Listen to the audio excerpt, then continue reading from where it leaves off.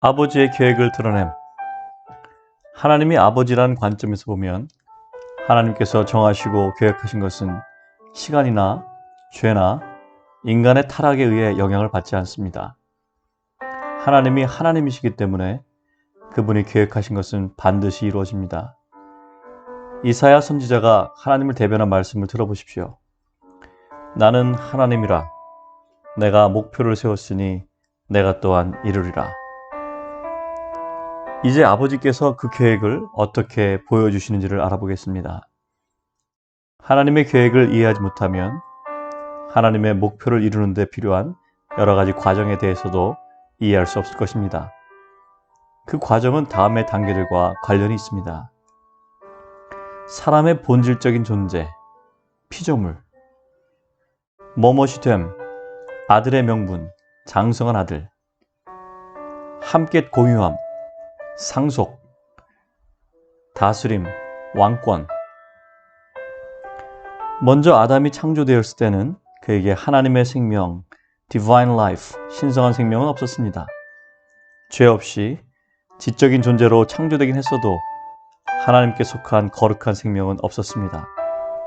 생물학적으로 볼 때 그 동산에 있던 인간은 하나님의 자녀가 아니었습니다. 하나님께서 그를 창조하셨다는 그 이유만으로 하나님의 아들이라고 했을 뿐입니다. 하나님의 생명은 창조되지 않은 영원한 것입니다. 아담은 피조물이었기에 하나님의 생명에 참여하는 자가 되기까지 피조된 생명만을 소유했습니다. 인간의 생명은 아담에게서 받은 것이기 때문에 피조물의 생명일 뿐입니다. 하나님의 생명을 받을 수 있는 영이 있다는 면에서는 잠재적으로 아들이라 불릴 수는 있습니다. 하나님의 생명을 받기 위해서는 자유의지에 따라 하나님을 선택함으로써 출생의 관계를 통하여 하나님의 아들들이 될 수 있습니다. 아담이 한 번도 소유하지 못했던 것, 먼저가 천연적인 것이고 그 다음에 영적인 것이 오는 것이 하나님의 원리입니다. 순종이 먼저요, 계시가 나중입니다. 그렇기 때문에 하나님은 그분의 신성한 생명을 아담에게 강제로 넣어주실 수 없었습니다. 생명을 주는 영원한 아들을 상징하는 생명나무는 그 동산에 있었으나 아담은 아직 그 가치를 인식하지 못했습니다. 하나님께서 그분의 형상을 따라 그분의 모양대로 아담을 창조하실 때 다른 피조물보다 훨씬 더 많은 것을 사람에게 주셨습니다. 그러나 하나님도 그 창조의 과정에서는 그 한계를 정하셨습니다. 아담은 하나님의 창조 시에 계획한 대로 창조되었지만 하나님의 거룩한 생명, 품성, 능력, 왕권은 창조가 아닌 다른 수단을 통해 아담에게 부여되게 하셨습니다. 그러니까 뭐뭇이 되고 함께 공유하며 다스릴 수 있는 잠재적 가능성만이 아담에게 열려 있었던 것입니다. 아담이 죄를 범하기 전에도 아버지의 계획에 따라 아들이 되기 위해서는 출생을 통한 생명의 관계가 필요했습니다. 이 사실을 알게 되면 모든 것이 아주 새롭게 보입니다. 첫사람 아담에게는 천연적인 생명이 있었습니다. 말하자면 그는 산혼이 되었습니다. 그렇지만 마지막 아담이신 그리스도께로부터 오는 생명을 얻을 수 있는 길은 오직 하나님과의 연합을 통해서만 가능했습니다. 그리스도는 생명을 주는 영으로서 보내심을 받은 분이었습니다. 순전하고 죄 없는 아담의 상태가 하나님이 원하신 인간의 모습 전부였다는 생각은 그리스도인의 성장에 큰 해를 끼칩니다. 이런 생각은 사람이 잃어버린 낙원을 회복시켜 주는 것이 하나님의 목적이라고 믿게 만듭니다. 출발점이 잘못되면 이런 생각을 갖게 됩니다. 와치만 리는 그의 책 정상적인 그리스도인의 생활에서 이 진리를 확인시켜주고 있습니다. 무엇이 하나님의 목적이었습니까? 하나님께서는 한 백성을 원하셨습니다. 그 백성들은 영이신 하나님과 교제할 수 있는 영을 소유했습니다.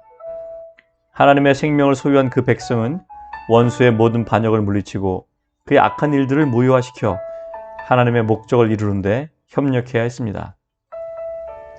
하나님께서는 우리가 아담에게 없던 것을 소유하게 하시고 또한 그것을 우리 안에 세우기를 원하십니다. 이것은 아담이 잃어버린 것을 되찾는 것, 그 이상을 뜻하는 것입니다. 하나님의 원래 계획, 우리가 위 그림에 타락으로 말미암아 빚어진 아래로 향한 비극적인 선을 그리지 않았다는 것을 알 수 있을 것입니다. 우리는 우리의 관심을 아버지의 원래 계획에 이끌기 위해 의도적으로 그 부분을 생략했습니다. 많은 사람들이 무심결에 생각하는 것처럼 하나님의 계획은 사람의 죄 때문에 급조된 것이 아닙니다. 그 계획은 죄와 상관없이 아버지의 마음에 존재하고 있었습니다. 하나님은 아담이 또한 그의 가족이 도덕적으로, 정신적으로, 영적으로 성장하기를 원하셨습니다. 아담은 완전하게 지어졌습니다.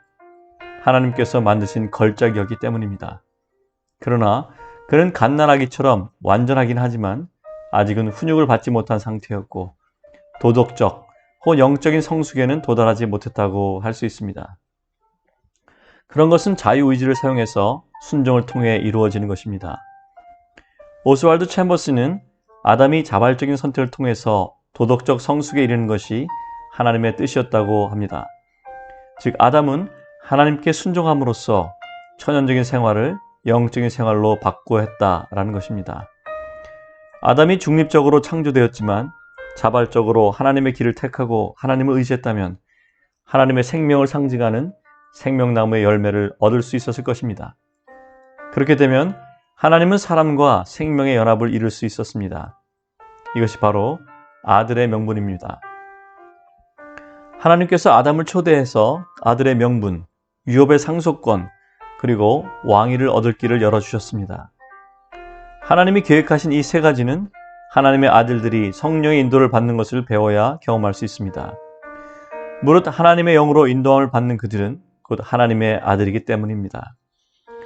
하나님은 아담과 그 자손이 장성하여 아들의 명분을 얻게 하려고 부르셨습니다. 아들의 명분은 다음에 세 가지에 참여할 수 있게 합니다. 참여, 하나님의 생명과 목적에 참여함. 누림, 하나님이 원하시는 모든 것을 함께 누림. 자격을 갖춤, 왕으로 통치를 위한 훈련을 통하여 자격을 갖춤. 인간의 타락과 회복에 대해서 로마서 처음 몇 장에서 설명한 후에 바울은 로마서 8장 14절에서 아담이 하나님의 뜻에 따라 살았을 경우에 이룰 수도 있었던 위치에 대해서 설명합니다. 많은 그리스도인들이 회복에만 관심을 갖는데 그것은 참으로 비극입니다. 그것은 하나님의 목적을 이루기 위한 출발점에 불과한 것이기 때문입니다. 이제 아들의 명분, 상속권, 그리고 왕위를 얻는 과정을 살펴보겠습니다. 아들의 명분. 로마서 8장 16절에서 바울은 성령이 하나님의 자녀, 즉 태어난 아기에게 그 사실을 증거한다고 했습니다. 성령이 새로 태어난 자녀 안에서 역사하여 그들로 하여금 온전한 아들의 명분을 얻게 하는 것이 아버지의 갈망입니다. 사랑하는 자들아, 우리가 지금 하나님의 자녀라. 장래에 어찌 될 것은 아직 나타나지 아니하였으나 그가 나타나심이 되면 우리가 그와 같은 줄을 아는 것은 그에 계신 그대로 볼 것임을 인함이니 주를 향하여 이 소망을 가진 자마다 그의 깨끗하심과 같이 자기를 깨끗하게 하느니라. 하나님의 생명, 성품, 성령은 선물로만 받을 수 있습니다. 그러나 그리스도를 닮은 인격, 그리스도의 마음, 그리스도가 품었던 이상, 그리스도가 지향했던 목표, 그리스도께서 자신을 들이신 헌신 등은 훈련, 정복, 단련, 실현, 고난, 그리고 영적으로 자격을 갖추기 위한 강화 과정을 통해서 얻어집니다. 이런 것들은 하나님이 원래 처음부터 계획하셨던 것이지 사람의 죄 때문에 급조된 것이 아닙니다. 이것은 사람의 타락과 관계없이 하나님이 원래 계획하신 것입니다. 상속권. 로마서 8장 17절에서 바울은 그리스도와 함께한 후사, 상속권에 대해서 기록합니다. 영적 출생을 통해 생긴 관계는 태어난 사람에게 잠재적 상속자로서의 권한을 부여합니다. 그러나 실제로 상속권을 누리는 것은 아버지의 뜻에 따라 사는 아들들 뿐입니다. 알렉산더 대왕이 12세가 되었을 때 그의 부친 마케도니아 왕 필립은 아리스토텔레스로 하여금 그 아들의 친구 겸 가정교사가 되게 하였습니다. 후에 알렉산더 대왕은 그 철학자를 자기 아버지로 삼았습니다. 몸은 왕인 필립으로부터 받았지만 아리스토텔레스는 자신의 마음의 아버지라고 했습니다. 알렉산더는 받은 생명에 대해 필립에게 감사했지만 받은 지식을 생각하며 아리스토텔레스에게 더 감사했다고 했습니다. 영적 출생에 의해 자녀가 된 우리는 하늘 아버지와 함께 그분의 마음, 목적, 이상, 그리고 영원한 계획 등을 공유하는 길을 선택해야 합니다. 하나님은 인격의 성장과 발달을 통해 성숙한 아들들과 함께 많은 것을 공유하고 싶어 하십니다. 하나님은 우리가 다 하나님의 아들을 믿는 것과 아는 일에 하나가 되어 온전한 사람을 이루어 그리스도의 장성한 분량이 충만한 데까지 이르기를 원하십니다. 아들 개개인을 위한 계획을 우리는 혹 잊을지라도 하나님은 결코 잊지 않으십니다. 그렇기 때문에 하나님께서는 수많은 과정을 통해 우리를 인도하십니다. 혹독한 시련 하나하나는 우리를 상속권에 더 풍성히 참여하게 하기 위한 도구들입니다. 그러므로 구원, 성화, 헌신, 성령 충만 혹은 병고침 등을 체험했다고 해서 그것을 영적 성장이나 인격의 성숙으로 해석하면 안 됩니다. 체험과 성숙은 엄밀히 구별되어야 속임을 당하지 않습니다. 그런 체험들은 성령께서 갈급한 심령들을 진리로 인도하기 위해 사용하는 일련의 과정들일 뿐입니다. 이 같은 체험들은 우리가 통과해야 지나가야 하는 문들과 같습니다. 우리가 이런 관문들을 통과할 때마다 하나님의 영원한 목적의 한 부분을 지니고 있다고 생각하고 모든 과정에 충실해야 합니다. 우리는 영적 출생을 통해 상속자들이 될 수 있는 가능성을 갖고 있지만 성숙해야만 아버지와 많은 것을 공유할 수 있습니다. 아버지께서는 보다 풍성한 사랑과 빛을 장성한 아들들과 공유하고 싶어 하십니다. 그러므로 우리의 작은 분량이 먼저 커져야 합니다. 하나님은 그분의 평안과 기쁨을 아들들과 공유하고 싶어 하십니다. 우리는 먼저 하나님의 학교에서 배워야 합니다. 하나님은 그분의 지혜와 지식을 더 나눠주고 싶어 하시지만 우리가 먼저 그것을 위한 과정을 거쳐야 합니다. 왕권. 로마서 8장 17절은 고난 후에 오는 영광에 대하여 말하고 있습니다. 참으면 또한 함께 왕노릇할 것이요. 여기서 의미하는 고난은 순종을 배우는 과정에서 오는 고난, 즉 왕위를 받을 자격을 갖추는 훈련 중에 오는 고난을 의미합니다. 이 왕위를 얻기에 합당한 자격을 갖추자면 많은 과정을 거쳐야 합니다. 사람을 향한 하나님의 첫 번째 요구는 땅을 다스리라는 것이고 사람을 향한 하나님의 최후의 요구는 하늘 위에서 하나님과 함께 왕노릇하라는 것입니다. 그리스도와 함께 왕노릇한다는 것은 우리의 이해를 초월하는 일입니다. 그렇지만 우리가 알고 있듯이 그것은 자격을 갖추는 사람들을 위한 아버지의 계획입니다. 마지막으로 사람은 자기가 받은 것 이상을 살아갈 수 없습니다. 구원, 승리, 낙원의 회복이 목표라면 로마서 8장까지가 그 최상입니다. 그런 사람들에게 지금 얘기한 세 가지는 별 의미가 없을 것입니다.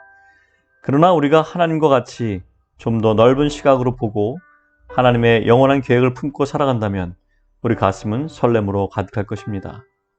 영원을 향해 살아가는 삶, 하나님을 중심에 모시고 사는 아들의 의미를 새롭게 발견할 수 있을 것입니다.